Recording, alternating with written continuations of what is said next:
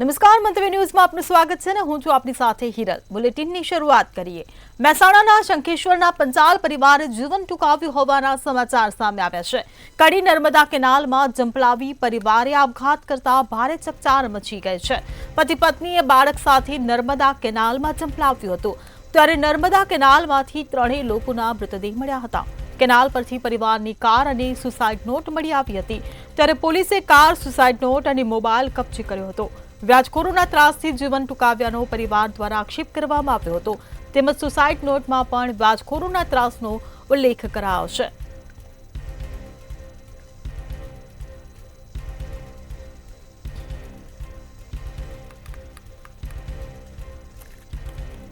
તો વ્યાજખોરોના ત્રાસથી જીવન ટૂંકાવ્યાનો પરિવારનો આક્ષેપ છે, ત્યારે વ્યાજખોરોના ત્રાસથી પરિવારે સામૂહિક આપઘાત કર્યો। સુસાઇડ નોટમાં 3 વ્યાજખોરોના ત્રાસનો ઉલ્લેખ કરવામાં આવ્યો છે।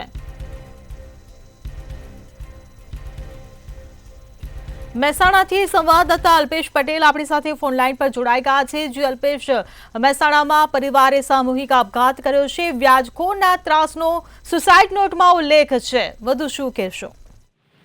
જી ચોક્કસ જણાવી દઉં કે શંખેશ્વરના પરિવારે કડી નર્મદા કેનાલમાં જંપલાવી જીવન ટૂંકાવ્યું છે અને પતિ અને પત્ની અને બાળક સાથે 3 જણા હતા અને નર્મદા કેનાલમાં જંપલાવી જીવન ટૂંકાવવામાં આવ્યું છે અને નર્મદા કેનાલની 3 લાશ મળી છે। આજે અને કડીના આદુંદ્રા કેનાલમાંથી પત્ની ઉર્મિલાબેન પંચાલ 36 વર્ષના અને બાળક પ્રકાશ પંચાલ ઉંમર 10 વર્ષની લાશ મળી આવી છે અને કડી બલાસર નર્મદા કેનાલમાંથી પતિ ધર્મેશભાઈ પંચાલની 38 વર્ષીય લાશ મળી આવી છે અને 3ની લાશ કડી સરકારી હોસ્પિટલમાં પીએમ અર્થે ખસેડવામાં આવી છે અને નર્મદા કેનાલ ઉપરથી પંચાલ પરિવારને કાર અને કારમાંથી સુસાઇડ નોટ સાથે મોબાઈલ પણ મળી આવ્યો છે અને પોલીસે કાર, સુસાઇડ નોટ અને મોબાઈલ પણ કબજે કરે છે। હાલમાં તો વ્યાજખોરોના ત્રાસથી જીવન ટૂંકાવ્યું તેવો પરિવારજનનો આક્ષેપ છે અને સુસાઇડ નોટમાં પણ વ્યાજખોરોનો ત્રાસનો ઉલ્લેખ કરવામાં આવ્યો છે અને હાલમાં કડી પોલીસે ઘટના સ્થળે પહોંચી પોલીસે આગળની કાર્યવાહી કરી છે।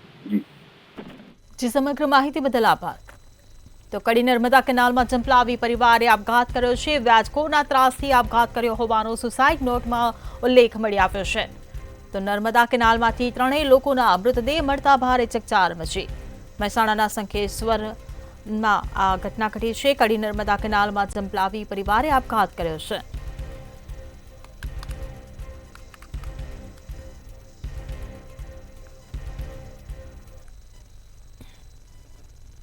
જૂનાગઢમાં જૂથડ સેવા સહકારી મંડળીમાં લાખોનું કૌભાંડ હોવાના આક્ષેપ કરવામાં આવ્યા હતા। મંડળીના સભાસદ ખેડૂતો દ્વારા હંગામો કરાયો હતો। જૂથડ સેવા સહકારી મંડળી કચેરી ખાતે ખેડૂતો પહોંચ્યા હતા। 22 ખેડૂતોના 35 લાખથી વધારે રકમની ફિક્સ ડિપોઝિટ પરત ન કરતા રોષ જોવા મળ્યો હતો। 72 લાખની સિલિક હોવાનું ઓડિટમાં બહાર આવ્યું હતું। સિલિક હોવા છતાં બેંકમાં બેંક બેલેન્સ શૂન્ય બતાવતા હતા। ફિક્સ ડિપોઝિટના આવેલ વ્યાજ 24 લાખ રૂપિયા ખવાઈ ગયા હતા। સહકારી મંડળી સાથે બેંકના કર્મચારીઓની સંડોવણી હોવાના આક્ષેપ કરવામાં આવ્યા હતા।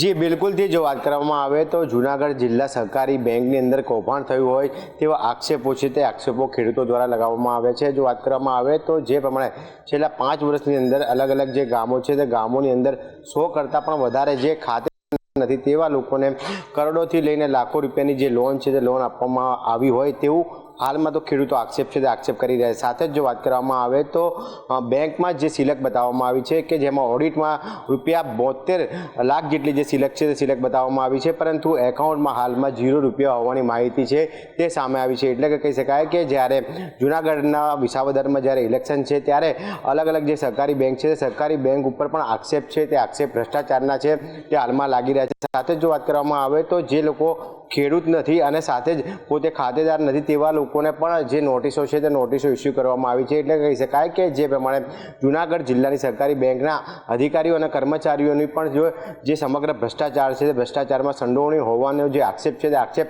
હાલમાં તો ખેડૂતો છે તે ખેડૂતો દ્વારા કરવામાં આવ્યો છે। પરંતુ જે પ્રમાણે જિલ્લાની જે સરકારી બેંક છે તે સરકારી બેંકમાંથી જે ખેડૂતો છે તે ખેડૂતોને લોન મળતી હોય છે, સાથે જ જે લોન છે તે લોન ખેડૂતો દ્વારા સમયસર પરત કરવાની છે, પરંતુ અમુક લોકો જે લોકો જે ખાતેદાર નથી તેવા લોકોને પણ લોન આપવામાં આવી છે અને સાથે જ જે લાખો રૂપિયાની જે ભ્રષ્ટાચાર થયો હોવાનો આક્ષેપ છે તે અત્યારે હાલ આક્ષેપ છે તે ખેડૂતો કરી રહ્યા છે। સાથે જ જો વાત કરવામાં આવે તો જે પ્રમાણે જે આક્ષેપ થઈ રહ્યા છે તેને લઈને કોઈ પણ પ્રકારની જે તપાસ છે તે તપાસ સહકારી બેંક દ્વારા કરવામાં આવી નથી. એટલે કે કહી શકાય કે જો ભ્રષ્ટાચારને જો ખુલ્લો વેગ મળતો હોય તો આ સરકારી અધિકારીઓ અથવા તો અર્ધ સરકારી અધિકારીઓ જે સરકારી બેંકની અંદર જે નોકરી કરે છે તેવા અધિકારીઓ વિરુદ્ધ પણ જે કાર્યવાહી છે તે કાર્યવાહી કરવા માટેની જે ખેડૂતો દ્વારા જે માંગ છે તે માંગ હાલમાં કરવામાં આવી રહી છે. જી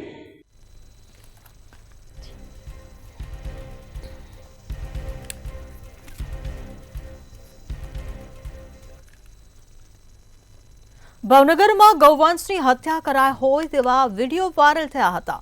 પાલિતાણામાં ગાયની હત્યા કરાનો વિડીયો સોશિયલ મીડિયામાં વાયરલ થયો હતો. પથ્થરના ઘા કરી હત્યા કરતા હોય તેવા સીસીટીવી સામે આવ્યા હતા. અજાણ્યો ઇસમ ગૌવંશ પર પથ્થરના ઘા કરતો સીસીટીવીમાં કેદ થયો હતો. ગૌવંશની હત્યાને લઈ ગૌ પ્રેમીઓમાં ભારે રોષ જોવા મળ્યો હતો. ગૌસેવા સમિતિ તેમજ ગૌ રક્ષકો દ્વારા આવેદનપત્ર અપાયું હતું. સમગ્ર મામલે પોલીસ સ્ટેશનમાં આવેદનપત્ર આપવામાં આવ્યું.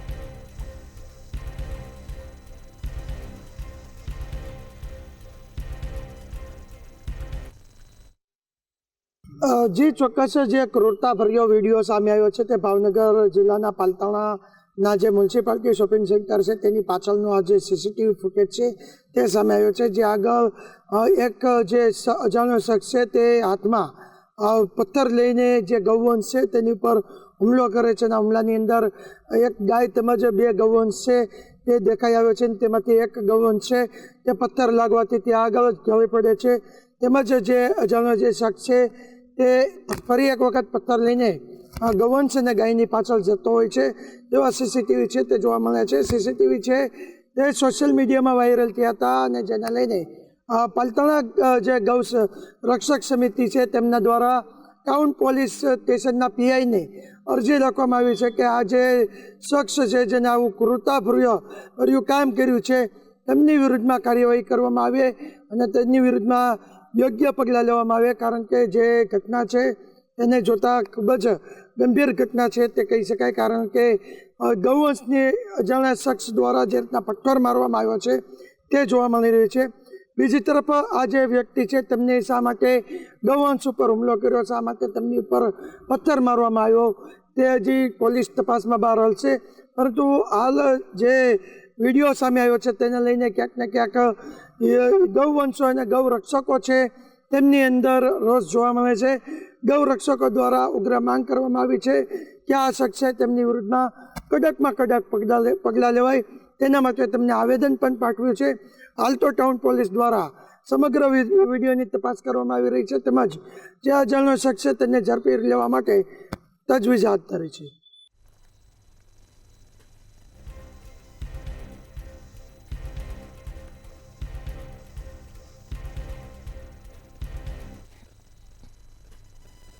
અમદાવાદના નિકોલ પોલીસ સ્ટેશનમાં ગૌરક્ષકો મોટી સંખ્યામાં ઉમટ્યા હોવાની ઘટના સામે આવી છે. પેડલારીમાં ગૌમાંસ હોવાની શંકા રાખી હોબાળો મચાવવામાં આવ્યો હતો. ત્યારે ગૌમાંસની શંકાને લઈને ગૌરક્ષકોના ટોળા ઉમટ્યા હતા. એફએસએલ દ્વારા સ્થળ પર તપાસ કરવાની માંગ કરવામાં આવી હતી.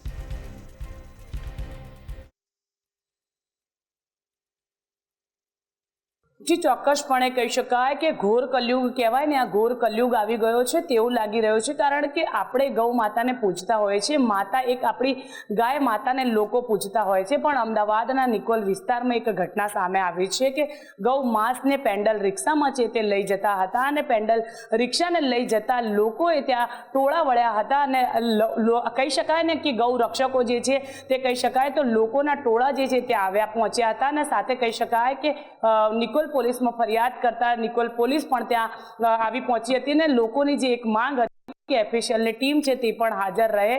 અને હાલ તો કહેવામાં આવે છે કે કહી શકાય કે જે રીતે ગૌ માંસ છે તે ક્યાં લઈ જતા હતા અને ક્યાં લઈ જવામાં આવ્યું હતું. કારણ કે માંસને આપણે કહી શકાય કે આપણે ગૌ માતાની આપણે પૂજા કરતા હોઈએ છીએ અને ગૌ માંસ જ જો આવું થશે તો એવા અનેક સવાલો પણ અહીંયા ઊભા થઈ રહ્યા છે. કારણ કે કેટલાક લોકોના ત્યાં ટોળા ઊભા થઈ રહ્યા હતા અને લોકોની પણ એક જ માંગ હતી કે એફએસએલની ટીમ જે છે તે પણ અહીંયા ઘટના સ્થળે આવે અને આ માંસ જે છે તે ક્યાં લઈ જઈ રહ્યા હતા તેવા લોકોની અહીંયા માંગ છે. અને હાલ તો નિકોલ પોલીસે તેમની ધરપકડ કરીને વધુ તપાસ છે તે હાથ ધરી છે. જી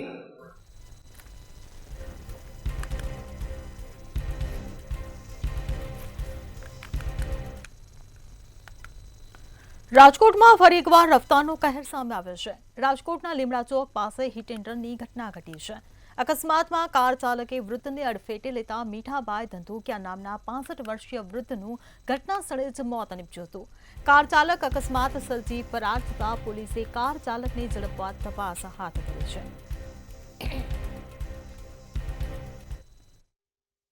શહેરના લીમડા ચોક ખાતે હિટ એન્ડ રનની ઘટના ઘટી છે ત્યારે ફરી એક વખત રાજકોટમાં રફતારનો કહેર છે તે જોવા મળ્યો છે.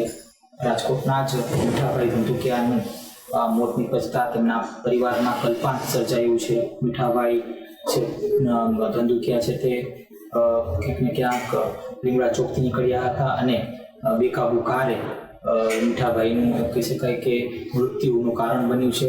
ખાસ મીઠાભાઈ ધંધુકિયાની પરિવારની સ્પષ્ટ માંગણી છે કે હિટ એન્ડ રન સર્જનાર સામે કડકમાં કડક કાર્યવાહી થવી જોઈએ. આ પ્રકારની વાત પરિવાર ક્યાંક કરી રહ્યું છે. આ પહેલા પણ અનેક વખત આ પ્રકારના જે બનાવો છે કે હિટ એન્ડ રન બનાવો છે તે રાજકોટમાં સામે આવી ગયું છે. ત્યારે રાજકોટમાં ફરી એક વખત રફતારનો કહેર છે તે જોવા મળ્યો છે અને આ જ મામલે પોલીસ દ્વારા હવે તપાસ છે તે શરૂ કરવામાં આવી છે. જી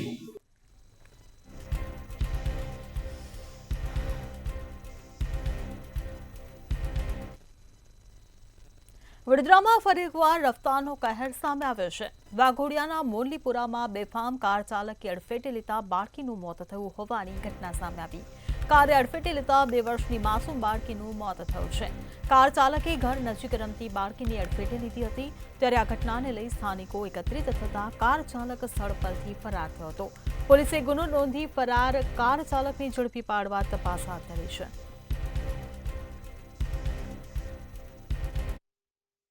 ચોક્કસથી કહી શકાય કે ગુજરાતની અંદર અકસ્માતોની બંજાર જે ચાલુ થઈ છે હવે થંભવાનું નામ નથી રહ્યું.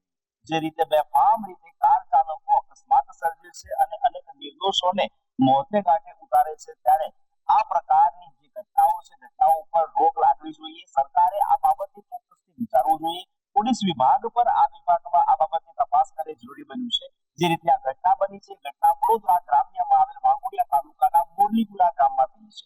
મોરલીપુરા ગામની જે 2 વર્ષીય બાળકી મુક્તા પરમાર પોતાના ઘર આંગણે રમી રહી હતી ત્યારે એક કાર ચાલક જેનું નામ ગણપત પરમાર છે તેને બેફામ રીતે પોતાની કાર હંકારીને આ 2 વર્ષની બાળકીને અડફેટે લીધી હતી. અલબત્ત જે રીતે અકસ્માત સર્જ્યો ત્યારબાદ આ બાળકીની જે છે એને જીવલેણ ઈજાઓ પહોંચી હતી. તેને સ્થાનિક લોકો દ્વારા તાત્કાલિક સારવાર અર્થે સયાજી હોસ્પિટલ તરફ લાવવામાં આવી હતી, પરંતુ રસ્તામાં જ આ બાળકીએ દમ તોડી દીધો.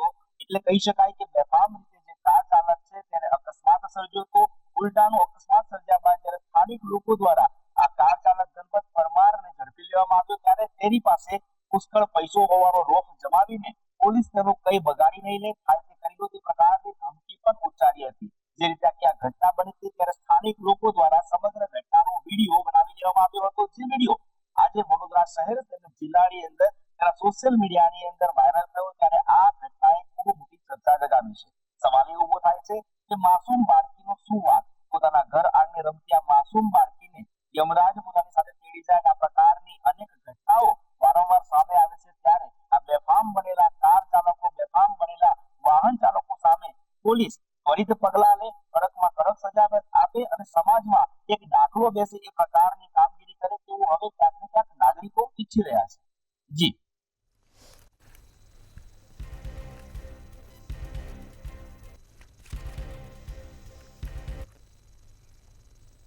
સુરતમાં શહેર કોંગ્રેસ દ્વારા રેલ રોકો આંદોલનનો ફિયાસ્કો થયો હતો.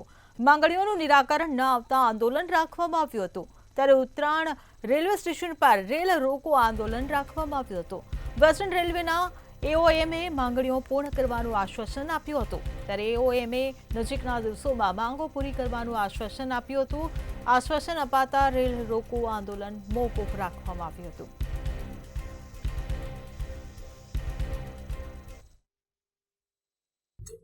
સુરતની વાત કરીએ તો સુરતમાં કોંગ્રેસ દ્વારા ઉત્તરાયણ રેલવે સ્ટેશનના વિકાસ અને વધુ ટ્રેનના સ્ટોપેજની લાંબા સમયથી માંગ કરવામાં આવી રહી હતી અને આ માંગણીઓ પર ધ્યાન ન આપતા કોંગ્રેસે આજરોજ જે ઉત્તરાયણ સ્ટેશન ખાતે રેલ રોકો આંદોલનની ચીમકી ઉચ્ચારી હતી. તો બીજી તરફ આંદોલનની જાહેરાત બાદ રેલવે તંત્ર જે છે તે હરકતમાં આવ્યું હતું અને વડોદરાથી એઓમ જે તાત્કાલિક સુરત પહોંચ્યા હતા અને વડોદરાથી આવેલા જે એરિયા ઓપરેશન મેનેજરે કોંગ્રેસના આગેવાનો સાથે ચર્ચા કરી હતી અને તેમની પાસેથી માંગણીઓ પર ચર્ચા વિચારણા કરી હતી અને યોગ્ય પગલાં લેવાની ખાતરી પણ આપી હતી.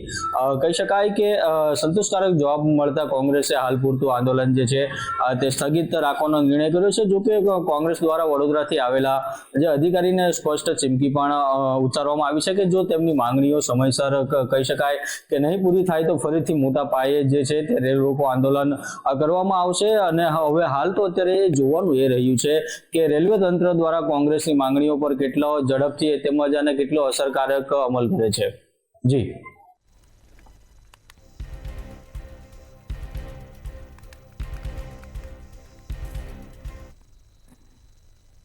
કચ્છમાં ચરસના પેકેટ મળી આવવાનો સિલસિલો યથાવત જોવા મળી રહ્યો છે. ત્યારે ફરી એકવાર ચરસના પેકેટ મળી આવ્યા હોવાનું સામે આવ્યું છે.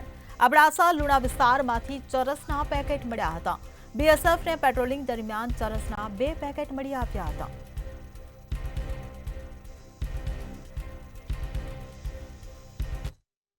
ગુજરાતના દરિયાકાંઠે અવારનવાર ચરસના પેકેટ મળી આવે છે. ત્યારે ખાસ કરીને વાત કરવામાં આવે તો કચ્છના પશ્ચિમી વિસ્તારની વાત કરવામાં આવે તો ફરી એકવાર ચરસના પેકેટ બીએસએફના જવાનોને મળ્યું છે. ખાસ કરીને વાત કરવામાં આવે તો બીએસએફના જવાનો જ્યારે પેટ્રોલિંગ હતા ત્યારે પેટ્રોલિંગ દરમિયાન એમને ફરી એકવાર 2 ચરસના પેકેટ મળ્યા છે. ત્યારે વધુ વાત કરવામાં આવે તો 2 દિવસ અગાઉ પણ લખપતના રોડાસર મેડી નજીક પણ દરિયાકાંઠે 7 ડ્રગ્સના પેકેટ મળી આવ્યા હતા. ત્યારે ફરી એકવાર ચરસ મળતા ક્યાંક ને ક્યાંક ચિંતાનો વિષય સામે આવ્યો છે. જ્યારે વારંવાર નોંધનીય છે કે વારંવાર કચ્છની જે દરિયાઈ વિસ્તાર છે ત્યાં અવારનવાર બિનવારસુ ચરસના પેકેટ મળી આવે છે. પણ જે ખરેખર ચરસ મૂકી જાય છે તે કેમ નથી મળતા, આ એક મોટો પ્રશ્ન છે. જો વાત કરવામાં આવે તો હાલના જે દિવસમાં જે 2 પેકેટ મળ્યા છે તેમને હાલ વધુ તપાસ જખો મરીન પોલીસ સ્ટેશન ચલાવી રહી છે. જી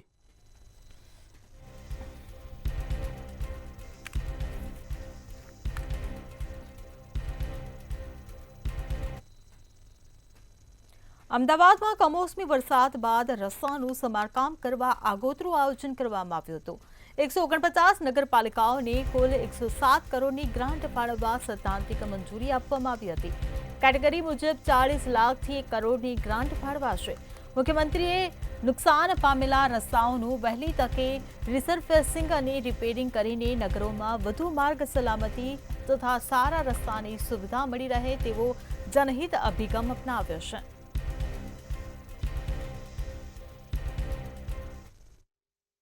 જી બિલકુલથી જો વાત કરવામાં આવે તો રાજ્યના મુખ્યમંત્રી ભૂપેન્દ્ર પટેલ દ્વારા જે આગામી નિર્ણય છે તે આગામી નિર્ણય લેવામાં આવ્યો છે. જો વાત કરવામાં આવે તો જે પ્રમાણે 149 જેટલી જે નગરપાલિકાઓ છે તે નગરપાલિકાઓને રૂપિયા 107 કરોડની જે સૈદ્ધાંતિક મંજૂરી છે તે મંજૂરી આપવામાં આવી છે. જો વાત કરવામાં આવે તો જે પ્રમાણે વરસાદ બાદ જે પ્રમાણે રોડ રસ્તાઓ અને જે ગટરના જે કામો છે તે કામો થતા હોય છે તેને લઈને ક્યાંક ને ક્યાંક અગમચેતી રૂપે જે 7 કરોડ રૂપિયાની જે મંજૂરી છે તે મંજૂરી અલગ અલગ નગરપાલિકાઓ છે તે નગરપાલિકાઓને આપવામાં આવી છે.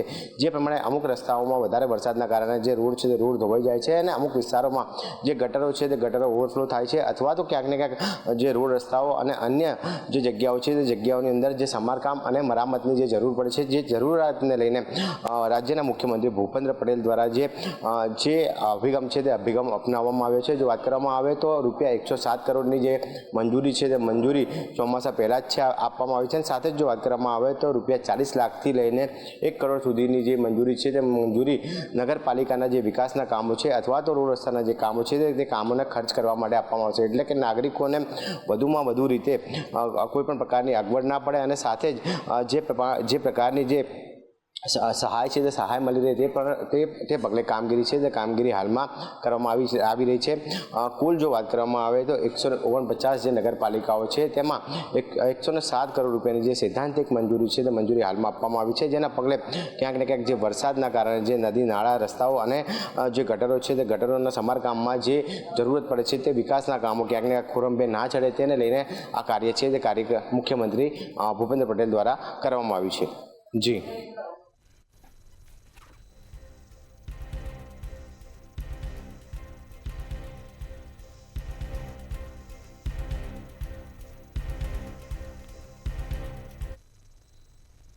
સિટી લાવમાં હાલ બસ આટલું જ. સમાચારોની અપડેટ માટે જોતા રહો મંતવ્ય ન્યૂઝ. નમસ્કાર. છે।